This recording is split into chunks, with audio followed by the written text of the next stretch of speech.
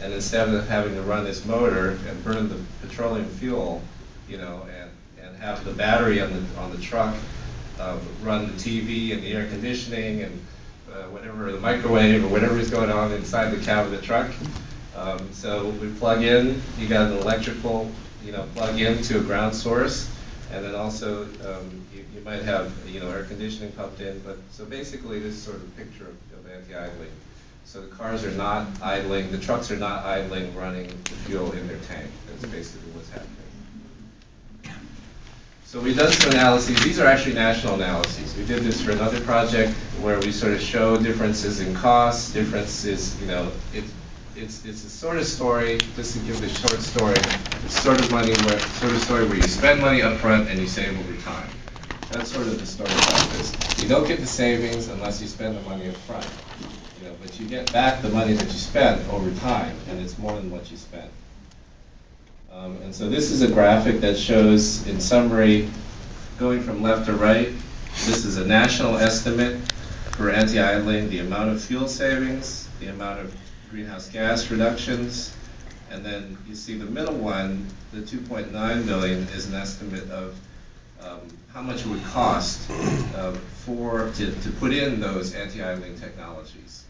But then you can see that the next one shows you how much you save just in fuel costs, and you can see that that's much bigger than how much you spent.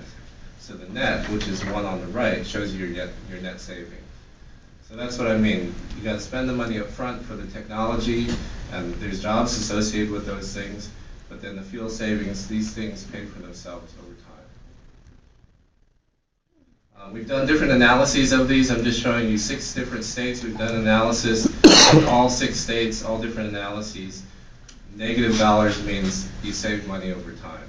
And again, all those fuel savings is money in the pocket of the driver or the owner of the truck or the owner of the business that's not being spent on the fuel.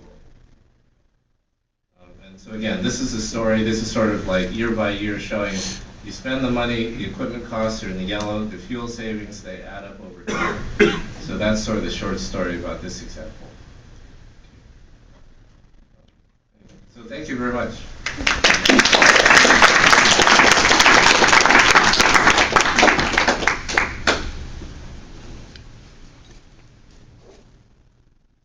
Well, I have the challenge of presenting right before lunchtime, which is always one of the hardest times to present. I will say that I came in from Washington, D.C., so for me, it feels like about 2:30 or 3 in the afternoon. So I can promise you that I will not run over and keep people late from lunch. It's one of my pet peeves when I attend a conference.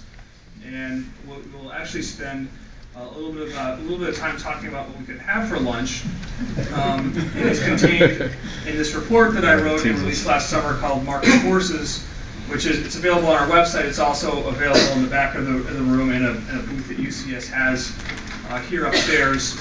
And it's also, so the information is contained within here. And in the second report that that we're releasing in a few weeks called Ensuring the Harvest, which is about how federal farm policy could help